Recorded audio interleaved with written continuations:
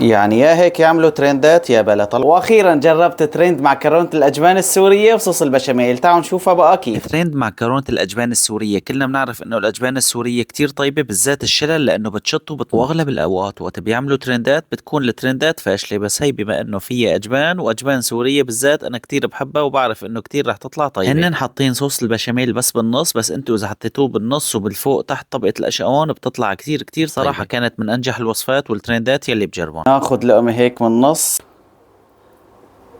يا عيني يا هيك ميكس جبن، بسم الله. بدي اقطعها لنشوف من جوا كيف. طلعوا طلعوا طلعوا طلعوا طلعوا طلعوا.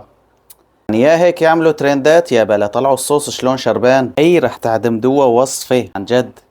طلعوا يعني الجبنة الشلل مع الجبنة البيضة ومن فوق الموزاريلا غير شكل. على فكرة صوص البشاميل بالنص كتير كتير عامل. لسه اذا بدكم تطلع اطيب حطوا صوص بشاميل فوق وتحت، بس يعني من احلى الترندات. اكتبوا لي اذا رح تجربوها، بس بصراحة وصفة بتستاهل. طلعوا طلعوا يعني من احلى الوصفات. لا تنسوا لايك وشير للفيديو، وبالختام صلوا على خير الانام واكتبوا لي رح تجربوا هالوصفة ولا لا. سلام.